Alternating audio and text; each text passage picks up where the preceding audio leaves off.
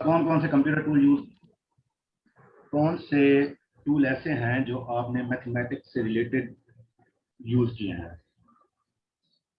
बता सकते हैं? सर लेक्चर्स जी सर। टूल्स, मैथ लैब के अलावा कोई ऐसे टूल या कंप्यूटर प्रोग्राम जो आपने यूज किए सर हों? C++ की थी। Okay good, C plus plus सबको आती है, सिर्फ एक बच्ची को आती है? सर यहाँ पे जितने लोग हैं सबको आती है। आई यस थिंक सर। मुझे तो ऐसा लग रहा है किसी को नहीं आती, जो सिचुएशन है। बोल तो आप रही हैं। सर मुझे नहीं आती C++। क्यों, लेक्चर नहीं लिए थे या इनकी क्लास सर चल मैं रही इनकी है? नहीं मैं इनकी क्लास चलो नहीं, मैं इनकी सीनियर हूँ। हमने C++ नहीं पढ़ा, हमने जस्ट मैथलैब किया था और मैथमेटिक्स का इंट्रोडक्शन पढ़ा था। उसके परफॉर्म नहीं किया था, जस्ट उसकी थ्योरी की थी। अच्छा, इंट्रोडक्शन ही पढ़ा था। इंट्रोडक्शन में क्या कुछ पढ़ा था? तो जैसे इसके मैथलैब के होते हैं, इसमें मतलब हम क्वेश्चन प्रेडिक्शन कैसे कर रहे हैं, ये वो सब कुछ इसकी थ्योरिकल में, मतलब थ्योरी में जो सब कुछ लिखा हुआ था वो था। क्योंकि उसका सॉफ्टवेयर इंस्टॉल करने की मैंने वीडियो दी थी, बट वो आई थिंक हैवी था या कुछ था, वो इंस्टॉल नहीं हो सका था हमसे चलिए, उस मैथ टर्म में। सबके पास मैटलैब इंस्टॉल है? जी सर, मैथलैब है हमारे पास। बाकी तमाम स्टूडेंट के पास मैटलैब इंस्टॉल है? नो सर, नहीं है हमारे सर। पास नहीं है। नो सर, हमारे पास नहीं है। ओके, मैटलैब आपने इंस्टॉल कर लेनी है। जो भी हम लेक्चर करेंगे साथ साथ आपने प्रैक्टिस भी करनी है, और आपको असाइनमेंट्स वगैरह दी जाएंगी मैटलैब से रिलेटेड, और उसकी फाइल सेव करके आपने मुझे सेंड करनी होगी। मैटलैब तमाम स्टूडेंट इंस्टॉल कर लें, इसका मोबाइल वर्जन भी है, मोबाइल में भी आप मैटलैब एप्लीकेशन इंस्टॉल कर सकते हैं। अंडरस्टैंड? जी सर। बट कोशिश करें कि आपके पीसी में होनी चाहिए, लैपटॉप में होनी चाहिए, क्योंकि मोबाइल में इतने ज़्यादा फंक्शन नहीं होते हैं। तो ज़्यादा चीज़ें जैसे आप बुक से लर्न करते हैं, सेम एज जो मैथमेटिकल टूल्स हैं वो आप अपने पीसी से ही ज़्यादा लर्न करेंगे बजाय मोबाइल एप्लीकेशन के। जी सर। Okay sir. चलें, मैटलैब एंड इंट्रोडक्शन। मैटलैब है क्या? बेसिकली मैटलैब एक मैथमेटिकल टूल है, तो इसकी बहुत सारी एप्लीकेशन है।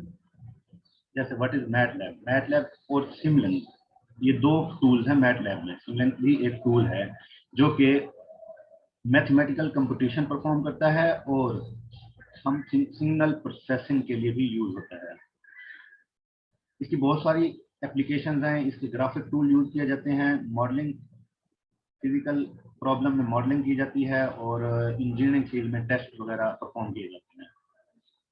अगर इंडस्ट्रियल एप्लीकेशन देखी जाए तो एयरक्राफ्ट और डिफेंस सिस्टम में भी मैटलैब यूज होती है। Robotics, automotive, communication, biotech, pharmaceutical and medical, जिसमें ड्रग डिस्कवरी, डेवलपमेंट और उनकी प्रोसेसिंग और उनके डिग्नोसिस और डॉकिंग स्कोर वगैरह, ये चीज़ें चेक करने के लिए मैटलैब को यूज़ किया जा सकता है। इलेक्ट्रॉनिक सिस्टम में and industrial auto machine and machinery system में भी मैटलैब यूज़ होती है। जैसे डिज़ाइन ऑफ कार्स वगैरह, ये आप सिमलिंक्स में यूज़ कर सकते हैं। सिमलिंक्स में उसके डिज़ाइन बनाए जा सकते हैं डिफरेंट फील्ड में। तो इंडस्ट्रियल में इसकी बहुत सारी एप्लीकेशन है, और एनर्जी और पावर सेक्टर में भी इसकी बहुत सारी एप्लीकेशन हैं। कंप्यूटर बजाते खुद कंप्यूटर मैटलैब को परफॉर्म करवा रहा है, बट कंप्यूटर भी मैटलैब की एप्लीकेशन यूज़ करता है। मीन कि आप मैटलैब को यूज़ करके कंप्यूटर की बहुत सारी चीज़ें परफॉर्म कर सकते हैं, सिक्योरिटी सिस्टम, ईटीसी। और लास्टली फाइनेंशियल सिस्टम में भी मैटलैब यूज की जा सकती है। चलें, हम ये था मैटलैब का इंट्रोडक्शन और उसकी एप्लीकेशन। अब हम मैटलैब के बारे में जानते हैं। मैटलैब बेसिकली होता क्या है और इसका डेस्कटॉप कैसा होता है। अगर मैं आपके साथ शेयर करूं स्क्रीन मैटलैब की, ये आपको मैटलैब की स्क्रीन शो हो रही है? जी सर आपकी आवाज बहुत कम हो गई है। ओके, अब ठीक है? आवाज आ रही है मेरी? Yes sir. Yes sir. Yes sir आ रही है। आपको स्क्रीन पे क्या शो हो रहा है? मैटलैब गेटिंग स्टार्टेड लिखा हुआ है, new MATLAB see resource for getting started. Yes जी सर। यस सर लिखा हुआ है। यस सर ओके, लिखा हुआ तो है। ये जो आपके पास है ये मैटलैब की विंडो स्क्रीन है।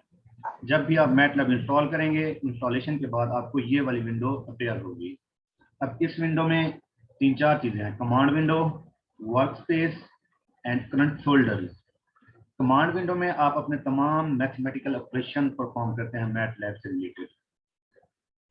जो वर्क स्पेस है, जितने भी आपने जो भी वर्कआउट किया है, जो भी वेरिएबल असाइन किए हैं, इस वर्क स्पेस में आपको शो हो रहे होंगे। तो ये जो करंट फोल्डर है, जो भी फोल्डर हम यूज कर रहे होते हैं, वो इन करंट फोल्डर में हमें शो हो रहे होते हैं।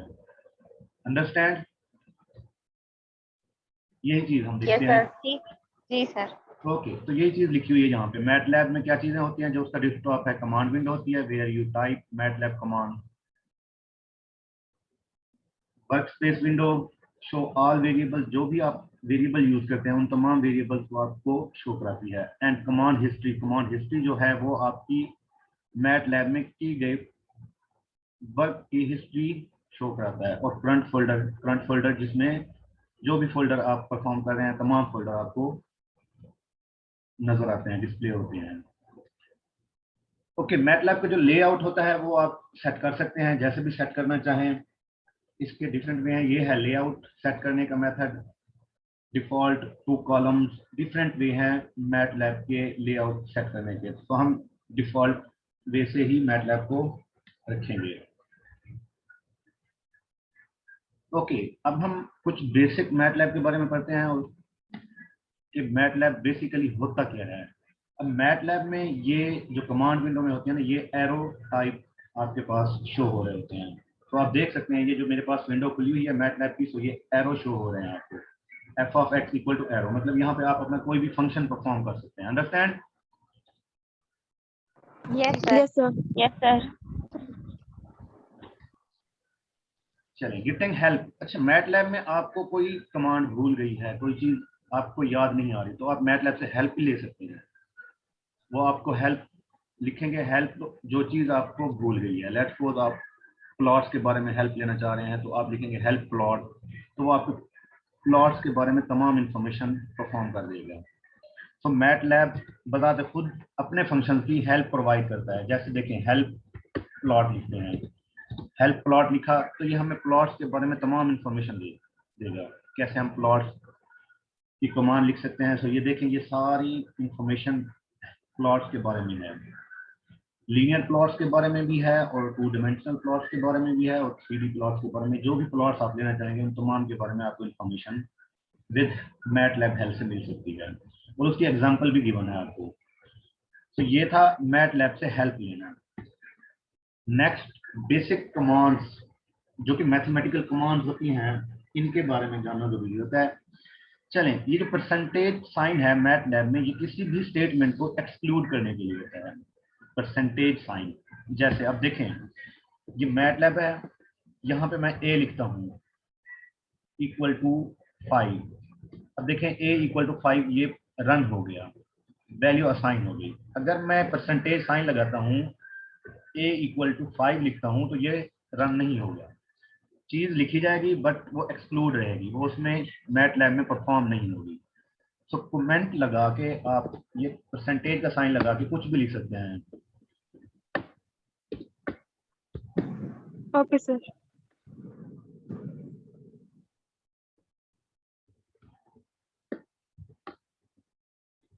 सो ये हमने लिखा, this is my first tour to MATLAB.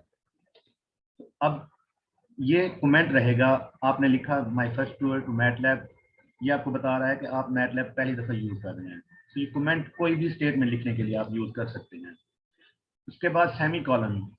ये जो सेमी कॉलन है ना, कोई चीज आप डिस्प्ले करवाना चाह रहे हैं तो सेमी कॉलन नहीं लगाएंगे। अगर आप डिस्प्ले नहीं कराना चाह रहे तो सेमी कॉलन लगाएंगे। जैसे अब हमने ऊपर लिखा था a इक्वल टू 5, तो जब हम इसे रन करते हैं तो a इक्वल टू 5 हो जाता है, विंडो में आंसर आ जाता है। अगर हम a इक्वल टू 5 इसको सेमी कॉलन से क्लोज कर देते हैं तो ये रन नहीं होगा।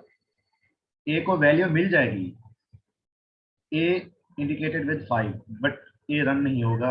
जब भी आप किसी element b equal to a करेंगे तो वो ऑटोमेटिक b को वैल्यू 5 दे देगा, बिकॉज a हमने असाइन कर दिया है 5।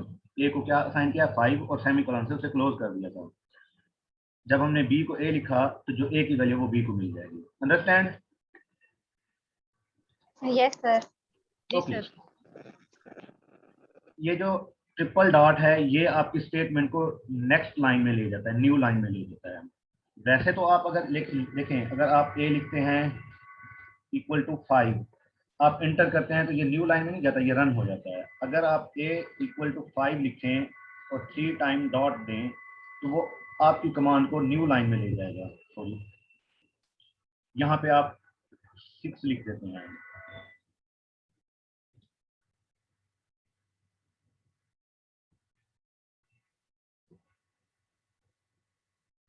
चलें, ये हम स्क्रिप्ट फाइल में यूज करेंगे, स्क्रिप्ट फाइल आगे हम पढ़ेंगे उसमें यूज करेंगे। ओके, EPS ये एप्सिलॉन के लिए है।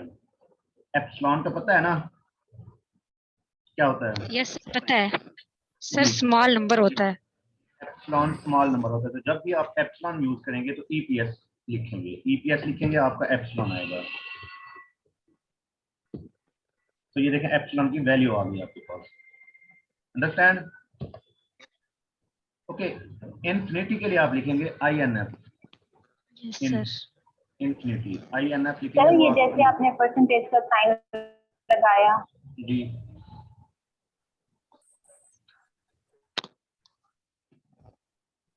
जी बच्चे, आवाज आ रही है? यस सर, आ रही है आवाज। चलें, आई थिंक ओके। ये NaN, जब भी आप देखें कोई नंबर डिवाइड करते हैं, लेट्स सपोज 0 को आप 0 पे डिवाइड करते हैं तो आंसर क्या आता है? इन्फिनिटी आता है। लेकिन मैटलैब इसे कहती है NaN, मतलब not defined, not a number, ये कोई नंबर नहीं है। यस, अनडिटरमिनेट फॉर्म जिसे हम कहते हैं। जी बिल्कुल, अनडिटरमिनेट फॉर्म। तो मैटलैब में ये ऑपरेशंस हैं कुछ। अब नंबर्स पे क्या ऑपरेशन किए जा सकते हैं? To change format of numbers. अब नंबर्स की फॉर्मेट भी आप चेंज कर सकते हैं। जैसे अब आप देखें यहाँ पे हमने एप्सिलॉन की वैल्यू लिखी थी, ये 2.2004 एप्सिलॉन की पावर -16। अब आप इसकी फॉर्मेट चेंज करना चाहते हैं, आप कहते हैं मुझे जो है ना पॉइंट्स में ग्रेटर नंबर चाहिए, तो आप इसकी फॉर्मेट भी चेंज कर सकते हैं। फॉर्मेट आप लिखें लॉन्ग। जब आप फॉर्मेट लॉन्ग लिखेंगे तो ये आपको EPS की लॉन्ग वैल्यू दे देगा। तो ये देखेंगे आपको EPS की फॉर्मेट चेंज करके दे देगा। तो अगर आप इसकी फॉर्मेट चेंज करना चाह रहे हैं तो फॉर्मेट शॉर्ट लिखेंगे, वो आपको इसकी शॉर्ट वैल्यू देगा। अंडरस्टैंड? जी सर। हेल्प के बारे में मैं आपको पहले बता चुका हूँ। तो आप लिखेंगे हेल्प फॉर्मेट, तो वो आपको तमाम फॉर्मेट्स विंडो पे शो करा देगा कि कौन कौन से फॉर्मेट्स आप यूज कर सकते हैं। तो अदर फंक्शन है जैसे square root, exponential, cos, sine and sum of some number, तो उनको लिखने के ये वे हैं। जब भी आप स्क्वायर रूट लिखेंगे, SQRT स्क्वायर रूट का साइन स्क्वायर रूट लिखने के लिए है, एक्सपोनेंशियल फंक्शन के लिए EXP, और कॉस एंड साइन फंक्शन लिखने के लिए cos bracket x bracket close. तो ये वे हैं कोई भी फंक्शन लिखने के लिए। जैसे आप लिखते हैं EXP एक्सपोनेंशियल, किसकी पावर? x की पावर लेना चाह रहे हैं, एक्सपोनेंशियल। तो यहाँ पे अब आपको वो कह रहा है अनडिफाइंड फंक्शन और वेरिएबल। या तो आप x को कोई वैल्यू असाइन करें या फिर इस वेरिएबल को डिफाइन करें। अब मैटलैब में कुछ फंक्शन ऐसे होते हैं जो डिफाइन होते हैं, तो कुछ फंक्शन ऐसे होते हैं जिन्हें हमें डिफाइन करना पड़ता है। अब जैसे हम x को इक्वल टू 5 लिखते हैं, 4 लिखते हैं, लेट्स सपोज, तो हमने एक वैल्यू x को असाइन कर दी। अब हम एक्सपोनेंशियल लिखना चाह रहे हैं, E ऑफ XP x, यहाँ पे वैल्यू लिखेंगे तो वो हमें एक्सपोनेंशियल फंक्शन की वैल्यू कैलकुलेट करके देगा। क्योंकि x को हमने वैल्यू 4 दी हुई है तो एक्सपोनेंशियल की पावर 4 आ जाएगी, उसके करस्पॉन्डिंग हमें आंसर मिल जाएगा। अब आप इसके आंसर अगर लॉन्ग करना चाह रहे हैं तो आप क्या लिखेंगे? Format long. तो आपको जो पॉइंट्स में वैल्यू होंगी वो 8 डिजिट तक मिल जाएंगी, 8 to 16 डिजिट तक मिल जाएंगी फॉर्मेट लॉन्ग में। फिर इसकी बहुत सारी कमांड होती हैं। फॉर्मेट लॉन्ग होती है, फॉर्मेट शॉर्ट लॉन्ग होती है जो कि 8 डिजिट पे होती है, और फॉर्मेट शॉर्ट जो होती है वो 4 डिजिट पे होती है। तो फॉर्मेट हेल्प लिखेंगे, जैसे भी हेल्प फॉर्मेट लिखेंगे आपको तमाम इसके रिलेटेड जो भी फॉर्मेट यूज की जा सकती हैं वो आ जाएंगी। तो ये देखें तमाम आ गए, format short, format long, format short के साथ ई लगा देंगे तो floating point format with 5 digits, तो ये उनके डिजिट्स भी बता रहा है कितने डिजिट्स तक ये वेरी करेगा। अंडरस्टैंड? जी मैटलैब सर। यस सर, समझ आ गई। मैटलैब अपने फंक्शन के लिए खुद ही प्रोवाइड करता है हेल्प। ओके जी सर। चलें, अब जैसे आपके पास 25 है तो आप इसका स्क्वायर रूट लेना चाह रहे हैं, क्या लिखेंगे? SQRT स्क्वायर रूट ब्रैकेट 25, इसमें 25 लिखेंगे तो आपको 25 का स्क्वायर रूट मिल जाएगा। क्या आता है answer? 5। Understand? Yes yes sir. Sir. Yes sir. Okay, yes sir. अगर आपके पास फंक्शन कुछ ऐसा है कि क्यूबिक फंक्शन है, क्यूबिक रूट है, तो क्यूबिक रूट कैसे लिखते हैं हम? अगर मैटलैब में देखा जाए तो क्यूबिक रूट कैसे लिखते हैं? याद है कुछ?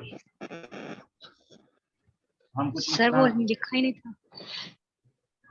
लिखते हैं, लेट्स सपोज ये 9 है, हम कुछ इस जी तरह सर। क्यूबिक रूट लिखते हैं। अंडरस्टैंड? तो इसको मैटलैब में जी कैसे सर। लिखेंगे? अगर हम इसको देखें तो ये कैसे लिखा जाता है? 9 की पावर 1/3 लिख सकते हैं इसे, लिख सकते हैं यस इसे। सर। Yes sir. तो कोई भी क्यूबिक रूट फंक्शन लिखना हो तो आपने क्या लिखना है? अब जो इसमें होता है ना मैटलैब में, ये याद रखें कि जो पावर का साइन है वो ये होता है, ये पावर का साइन है। तो आप लिखना चाह रहे हैं कि इसकी 9 की क्यूब रूट्स लेना चाह रहे हैं, पावर में 1/3 लिखेंगे तो ये आपका 9 का क्यूबिक रूट आ जाएगा। अंडरस्टैंड? यहाँ तक किसी बच्चे को कोई चीज समझ ना आई हो, क्वेश्चन कर सकता है। चलिए गुड।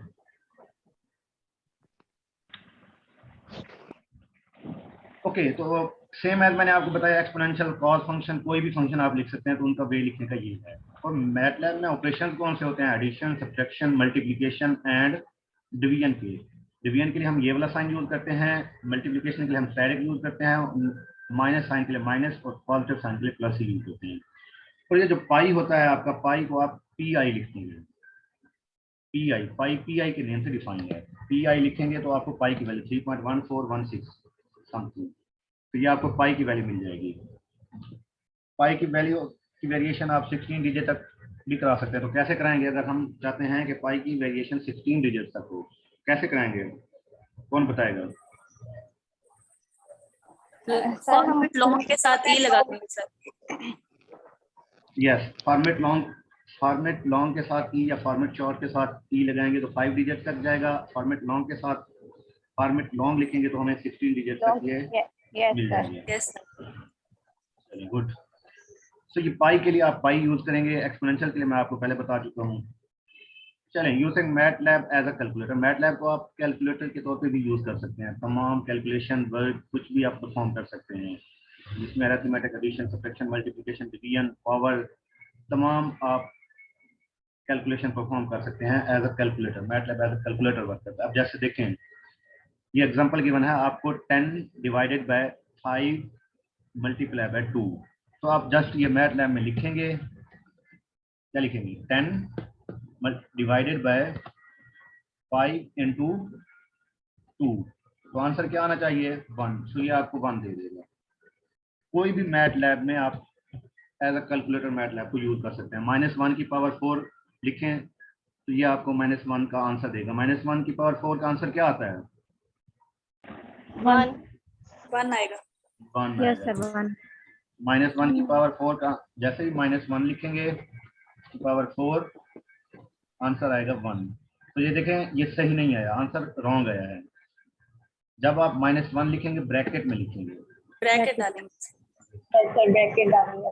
क्योंकि वो उसने जो पावर लिया 1 के लिए है, नेगेटिव फंक्शन की नहीं ली। तो अब देखें आपका आंसर 1 आ गया। ओके, तो ये सारी चीजें परफॉर्म कर सकते हैं। आपके पास एक्सरसाइज है, calculate the area and circumference of circle with radius of 4 centimetre. आपने ये कैलकुलेट करना है। मैटलैब में कैसे कैलकुलेट करेंगे? कौन बताएगा? एरिया का फार्मूला क्या होता है? Pi R square. Pi R square. आपके पास मैटलैब में अगर देखा जाए तो आपका एरिया का फार्मूला होता है A equal to P I pi into are square. ये आपका फार्मूला होता है। अब ये हमने कमेंट में लिखी है चीजें। अब देखें आपको क्या गिवन है, ए गिवन है, ए नहीं गिवन, ए आपने फाइंड करना है पाई इनटू, अब आर आपको क्या गिवन था, 4 4 की पावर 2, आपके पास 50, जो एरिया आया है आपका 50.2655। तो आप देख सकते हैं आपका एरिया भी यही बना है। और सर्कमफ्रेंस का फार्मूला क्या होता है, 2 pi r 2 pi r। 2 pi r. तो सर्कमफ्रेंस भी आप फाइंड आउट कर सकते हैं मैटलैब में। क्रिएटिंग एंड यूजिंग वेरिएबल्स, अब मैटलैब में वेरिएबल्स क्रिएट करना और उन वेरिएबल्स को यूज करना। चलिए मैटलैब में वेरिएबल कैसे क्रिएट करते हैं और यूज करते हैं, ये वही जो हमने अभी एग्जांपल की उसी से रिलेटेड बता रहा है, रेडियस आर लें। तो अभी तक तो हमने कैलकुलेशन की, अब हम वेरिएबल क्रिएट करते हैं। कोई भी फंक्शन डिफाइन करने के लिए हम फर्स्ट ऑफ ऑल उसके वेरिएबल क्रिएट करते हैं या असाइन वैल्यू असाइन करते हैं किसी वेरिएबल को। जैसे लेट्स सपोज अब आपके पास आर है क्या 4, ये आपको रेडियस की बना है, आपने आर को क्या वैल्यू असाइन कर दी 4। तो जब आप परफॉर्म करेंगे, आर को आपने वैल्यू असाइन कर दी है, आप क्या लिखेंगे, area equal to pi into are square. तो आपको ऑटोमेटिक इसका आंसर मिल जाएगा। सर्कमफेरेंस का क्या फार्मूला है, 2 pi r। 2 pi r, 2 multiply by pi multiply by r. तो आप जस्ट आर लिखेंगे, आपको यहाँ पे वैल्यू लिखने की जरूरत नहीं है क्योंकि आप वैल्यू ऑलरेडी आर को असाइन कर चुकी हैं। जो भी परफॉर्म करते जाएंगे वो एक दफ़ा वैल्यू असाइन कर दें, वो आपको कैलकुलेशन देता जाएगा। तो ये हम किसी भी वेरिएबल को वैल्यू असाइन कर रहे हैं। जैसे अब आप x लिखते हैं 10, सेमी कॉलन लगा दिया तो ये रन नहीं होगी। y इक्वल टू 25, ये हमने दो वैल्यू असाइन कर दी, एक वैल्यू x को असाइन कर दी और दूसरी वैल्यू y को असाइन कर दी। अब हम इस पे x और y पे ऑपरेशन लगा देते हैं, x प्लस y। तो आंसर क्या आना चाहिए, 35। 35 जब आप इन दोनों को ऐड करते हैं तो आंसर 35 आएगा। क्योंकि आप ऑलरेडी वैल्यू असाइन कर चुके हैं, आप इनकी सब्ट्रैक्शन भी कर सकते हैं, x माइनस वाई माइनस 15 आ जाएगा, और इनको मल्टीप्लाई भी कर सकते हैं और इनको सेम एज डिवाइड भी कर सकते हैं। अंडरस्टैंड, ये मैथमेटिकल ऑपरेशंस हैं जो हम किसी भी वैल्यू को वेरिएबल असाइन करके तमाम मैथमेटिकल ऑपरेशन परफॉर्म कर सकते हैं। चलें, एक चीज याद रखें, जब भी आप किसी वेरिएबल को कोई वेरिएबल यूज करते हैं किसी नंबर को वैल्यू असाइन करने के लिए, उनमें कुछ चीजें ऐसी हैं, कुछ फंक्शन जो प्री डिफाइन है मैटलैब में, उनके नेम से आप असाइन नहीं कर सकते। अब जैसे देखें, हमने अभी x की वैल्यू यूज की, y की वैल्यू यूज की, a भी कर सकते हैं, b भी कर सकते हैं, but i, j and pi ये नहीं कर सकते। क्यों नहीं कर सकते? अब देखें, आप पाई लिखते हैं क्योंकि आपको ऑलरेडी पता है पाई की वैल्यू 3.14 समथिंग होती है। अब आप पाई इक्वल टू 4 लिखेंगे तो ये क्या आएगा, पाई जो है ना न्यू डिफाइन हो जाएगी। अब जब भी आप पाई लिखेंगे तो वो 4 आएगा, वो जो कंप्यूटर की लैंग्वेज में असाइन की हुई वैल्यू वो डिलीट हो जाएगी। अंडरस्टैंड? अब जैसे आपके पास आई होता है, आई होता है वो क्या होता है, माइनस √1 होता है, मतलब आयोटा होता है आपका बेसिकली। आयोटा जी सर। तो अगर आप आई की वैल्यू कोई और नंबर दे देते हैं, लेफ्ट को 2 देते हैं, तो वो ऑलवेज जब भी आप आई यूज करेंगे वो 2 आएगी। That's wrong. सो आप कभी भी प्री डिफाइंड वैल्यू मैटलैब में किसी नंबर को असाइन नहीं करेंगे। अंडरस्टैंड? Yes sir. जी सर। तो अब हम ये जो आई को वैल्यू दे चुके हैं और पाई को भी वैल्यू दे चुके हैं, अब हम आगे फंक्शन में यूज करेंगे तो ये सारी चीजें दोबारा यूज हो जाएंगी। तो हमने इनको क्लियर करनी है, सब कुछ खत्म करना है। तो हम क्या लिखेंगे, CLC मीन तमाम जो हमने अभी तक ये विंडो परफॉर्म की हुई है ये सारी क्लियर हो जाएगी। अब देखें, हमने जो इस वक्त तक वेरिएबल यूज किए हैं, जो भी आप वर्क स्पेस में देखें यहाँ पे शो हो रही हैं। हम ए भी कर चुके हैं, बिगर ए भी कर चुके हैं, बी सी, ये सब तमाम वेरिएबल यूज कर चुके हैं, वो आपको शो हो रहे हैं। तो अब हम इनको CLC करेंगे तो ये तमाम विंडो क्लियर हो जाएगी। बट देखें, वर्क स्पेस में आपके पास वो वैल्यू बची हुई है, मीन कि अगर आप दोबारा आई यूज करते हैं तो वो 2 ही आ जाएगा, वर्क स्पेस में वो विंडो में ठहरी हुई है। सो आप चाहते हैं ये तमाम चीजें क्लियर हो जाएं। आई की जो एक्चुअल वैल्यू वही यूज हो, पाई की जो एक्चुअल वैल्यू वही यूज हो। तो उसके लिए क्या करेंगे, उसके लिए करेंगे clear all. Understand, clear all करेंगे तो वो देखें आपकी वर्क स्पेस विंडो भी क्लियर होगी। क्लियर। जी सर। यस। अब आप आई लिखें तो आंसर क्या आएगा, वही आयोटा के सामने आ जाएगा। पाई लिखेंगे तो आंसर वही, जो उसका एक्चुअल आंसर है वही आते हैं। अंडरस्टैंड। जी सर। क्लियर। ये जो कमांड विंडो में तमाम चीजें यूज की हुई हैं उनको क्लियर करने के लिए CLC लिखते हैं, और वर्क स्पेस वाला भी, और तमाम वैल्यूज क्लियर करने के लिए हम क्लियर ऑल लिखते हैं। चलिए,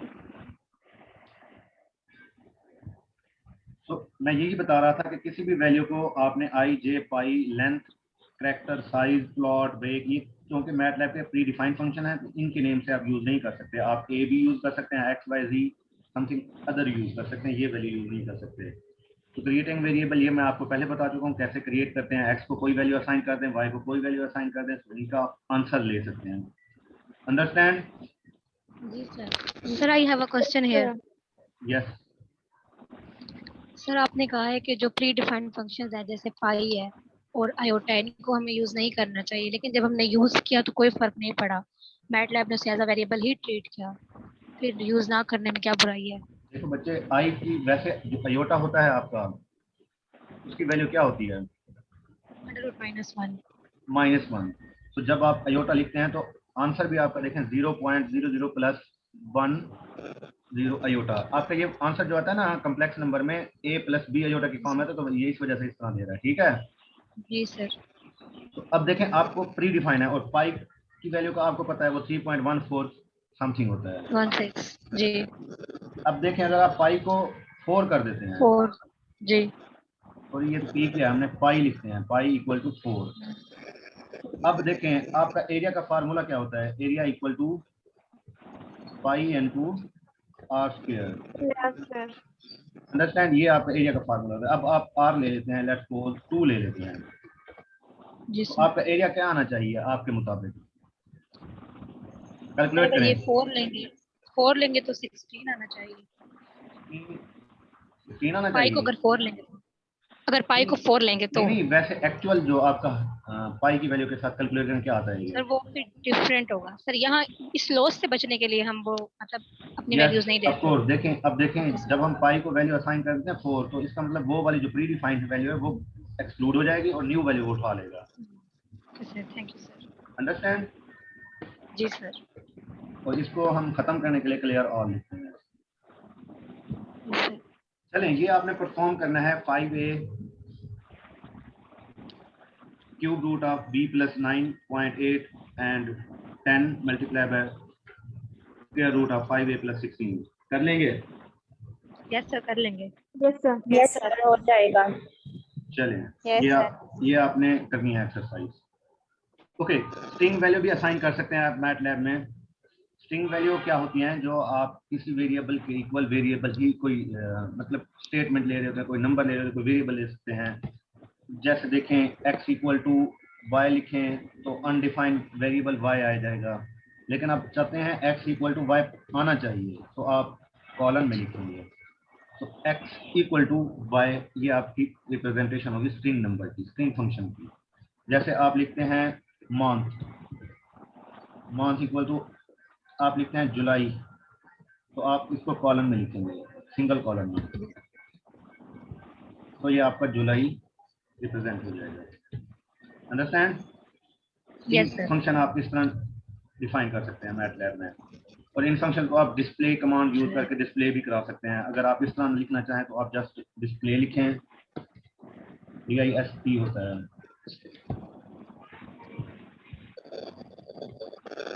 DISP।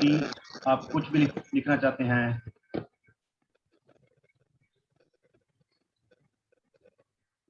वो आपका डिस्प्ले हो जाएगा। दिस फंक्शन देखें नीचे, इस फंक्शन के नेम से लिखा हुआ आ गया। अंडरस्टैंड। चलिए, how computer store variable, variable कैसे स्टोर करता है कंप्यूटर, ये बता रहा है। जैसे आपने लिखा y = 42 या कोई नंबर स्ट्रिंग फंक्शन लिखा, तो वो इनको कैसे स्टोर करता है।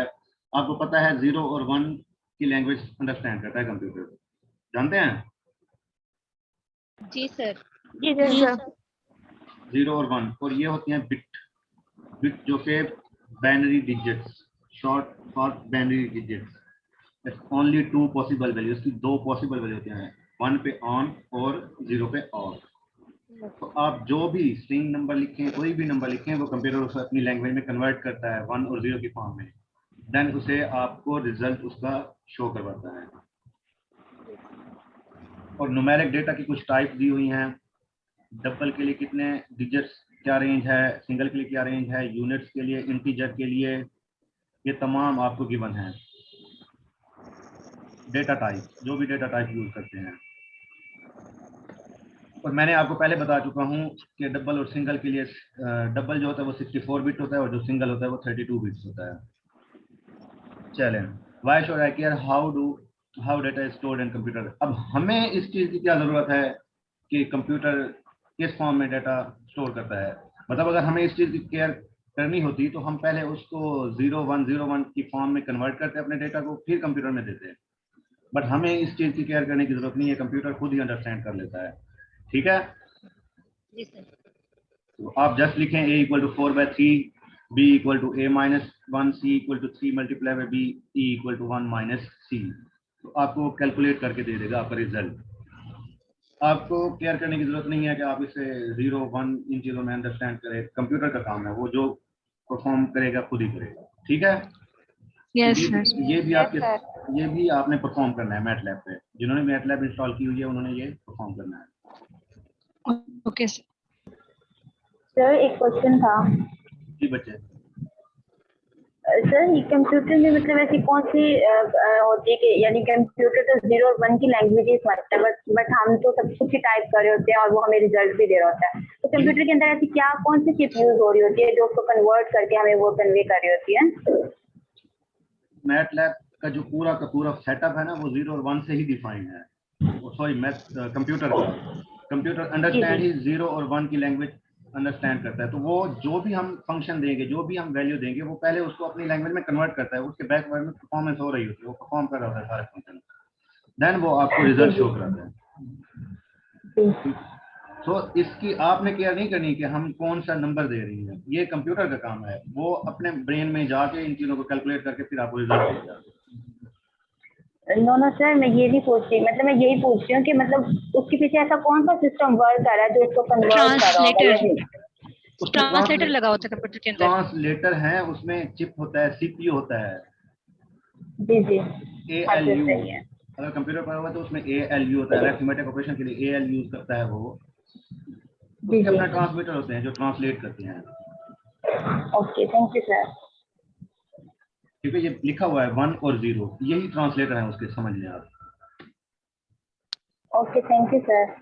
ओके, तो कमेंट के बारे में मैं आपको ऑलरेडी बता चुका हूँ। कमेंट यूज करके आप, अच्छा फैक्टोरियल, सॉरी फैक्टोरियल किसी नंबर का फाइंड करना हो, 3 का फैक्टोरियल क्या आता है?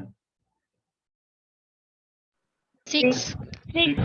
तो जब आप मैटलैब में लिख लेंगे FACTOR फैक्टोरियल लिखेंगे, जो आप फंक्शन जिसका फैक्टोरियल लेना चाह रहे हैं वही लिखेंगे, वो आपको फैक्टोरियल दे देगा उसका। अंडरस्टैंड?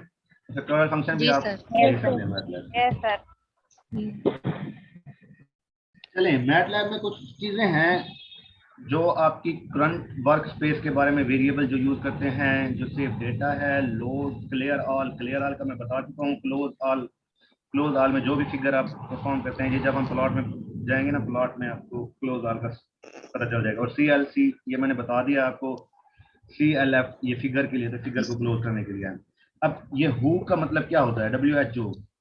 इसका मतलब मैटलैब में जो भी आप वेरिएबल यूज कर चुके हैं ये उनका बताता है। क्योंकि यहाँ पे आपको पता चल रहा होगा कि कौन से वेरिएबल यूज हुए हैं। आंस, मंथ और एक्स, ये वेरिएबल आपने यूज किए हैं। जो असाइन करते हैं वो नहीं बताता होता, जो आप यूज करते हैं वेरिएबल वो आपको बताता है। तो आपने अंश, मंथ और एक्स ये वेरिएबल यूज किया है, तो हु लिखने से वो आपको वो वेरिएबल बताएगा जो आप इस टाइम तक यूज कर चुके हैं। अंडरस्टैंड? Yes Yes, sir. और हु, WHOS, हुज लिखेंगे तो वो आपको वो तमाम वेरिएबल भी बताएगा और उनका साइज भी बताएगा और उनके बाइट्स भी बताएगा और उनकी क्लासेस भी बताएगा, कौन सी क्लासेस में है, डबल में है, कैरेक्टर में है, किस में है। तो देखें, जब आप WHOS हुज लिखते हैं तो आंस, इसका जो साइज है 1 × 1, तो इसको आपने 1 वेरिएबल दिया तो 1x1 आएगा। मंथ का आपको 1x4 साइज बता रहा है, इसमें 4 कैरेक्टर यूज